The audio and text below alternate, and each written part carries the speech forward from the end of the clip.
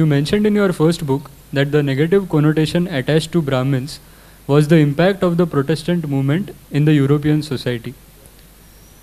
Does this mean that there was no Jati and birth-based discrimination in India before the British or colonizers came?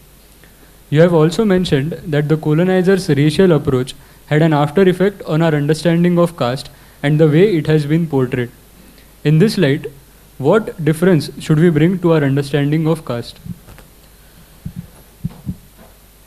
The concept of caste did not exist. The concept of Varna and Jati certainly existed.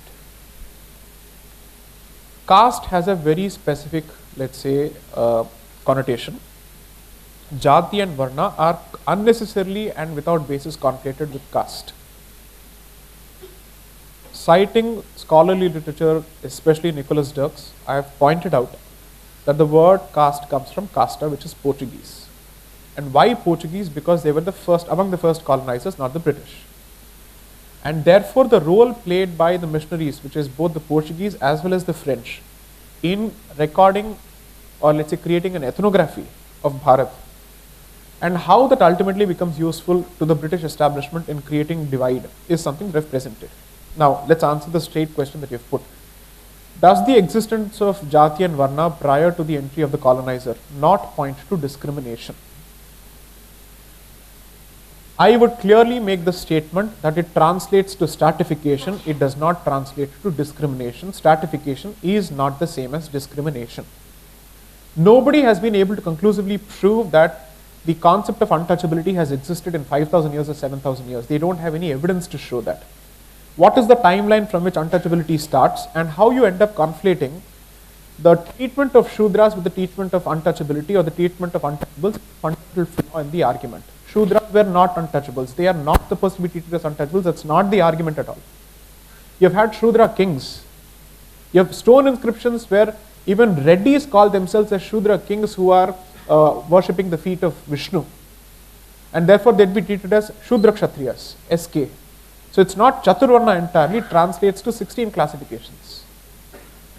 Which is to say, maybe you're born in a particular community, but when it comes to your conduct, you perhaps don't share the traits of that particular community, and therefore you will be again put under its BB, BK, BV, BS. Similarly, you will have a KB, KK, KV, so on and so forth. That's exactly how the stratification works. Now, when you look at the way the professions or vocations have been divided between communities, you're looking at a pre-industrial age where across the world, for all practical purposes, professions have been generational and hereditary in nature. It's not just the priestly profession. The vocation of the father continued to be the vocation of the son. Largely, I will not say daughter, because the contribution of the female workforce was largely missing at that particular point.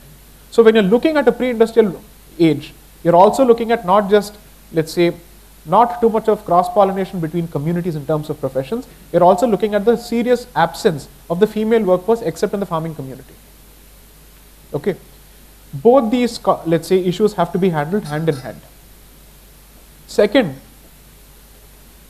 we constantly speak of the inability of any other community to enter, let's take the bull by its horns, the Brahminical professions. But why don't we ask the question, was it easy for the Brahmin to enter other professions?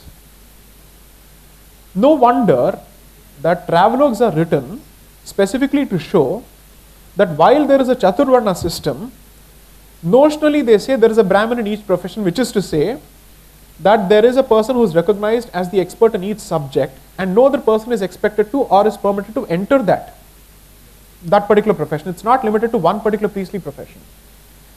You look at, let's say, the concept of Vishwakarmas, you look at the concept of any other community for that matter, Padmashalis, weavers, so on and so forth. The idea is to divide labor.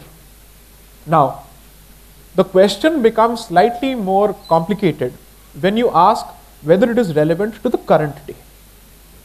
In an industrialized age, would this make sense? Does this, let's say, this rigidity make sense? For all practical purposes, it has come down to only 2 or 3 societal transactions where this still has some kind of relevance. Marriage at best. To the best of my knowledge, it has never made a difference to friendships in my life. I don't know about others, right? Now, people might say, well, there are certain power structures which are invisible. That's the standard Marxist trope. that there is a language of power, there is a system of power, so on and so forth. You know what? I agree with you. I don't disagree with you. But your argument that it's always skewed in favor of one particular community is wrong. Because power traditionally is a function of holding of land and real estate. And therefore, landowning communities have wielded the most amount of power. And as far as the non-landowning communities are concerned, it's a question of whether they're seen as the protector of Vedas or so on and so forth, and therefore a certain degree of respect is given to them. In your argument, there is something very crucial that I think is that needs to be explained. I'm just trying to unpack as many layers as possible, so I hope people don't think that I'm trying to evade it. What was kept out of the reach of any other community other than the Brahmin community is not education, is only the ability to study the Vedas and to disseminate it. Not worship, not temple access, not all of these issues. That particular aspect of practicing it and disseminating it was limited to one particular community. Now, assuming for a moment that you believe that this is wrong, it should not continue today, the fact of the matter is, folk traditions are still hereditary in nature. You can't have cross-pollination folk traditions as well. They are still hereditary in nature. That clearly shows that each of these traditions have been hereditary in nature, and perhaps for that particular reason, they've survived still. Because there is a continued investment of certain families in each of these traditions. Okay, let's ask the most economic, blunt, industrial, capitalistic question. When it is possible for someone to simply acquire modern education, climb up the social ladder and go to California, what is his or her benefit in a continuously vilified atmosphere to take up the study of the Vedas to the extent that your visible symbols of a practitioner or a student of Veda constantly attracts only ridicule and attacks? What is your incentive to pursue this? Okay, next question. After, let's say, the study of the Vedas have been freed from the clutches of the evil Brahmin, how many people have chosen to, let's say, surrender to that particular tradition? Most importantly, the caste discourse in this country needs a diversity and plurality. And there have always been a plurality of voices which have tried to argue against discrimination staying within the Hindu fold as opposed to seeking to destroy it. Unfortunately, those voices don't find place in textbooks. Where people have said, we are not fighting for the abolition of caste or the annihilation of caste, we are fighting for equal treatment and equal respect despite staying within our caste fold. Now, those arguments don't find any representation at all, because those arguments are inconvenient arguments because they show Hindu unity. They show the urge to remain in this particular fold. They don't show the urge to destroy this particular fabric. Now, obviously, you can't present it. Why would a Marxist present it? He is not related to me.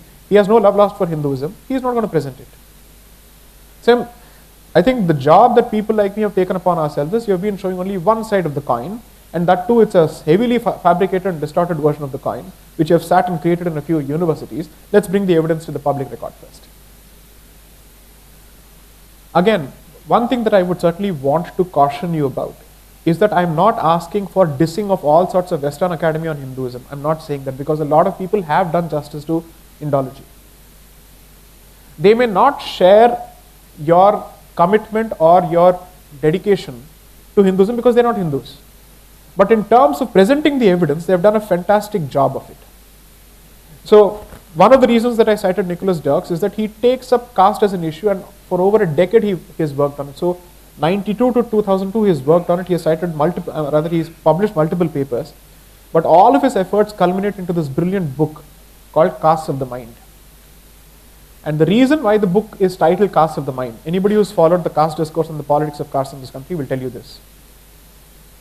It is said that caste emanates from Purusha Suktam, and therefore it is the creature of Brahma's thinking. And therefore the title of the book is Castes of the Mind. So that is the allusion to the title of the book. So try and read up this literature. I am 100% sure that I don't have all the answers, but I'm certainly saying that the skewed oppressor-oppressed version, the class war version that the Marxist continuously pushes everywhere across the board, is not an innocent version of history at all. It is a motivated version meant to create a certain outcome. And the effects are visible in all humanities departments.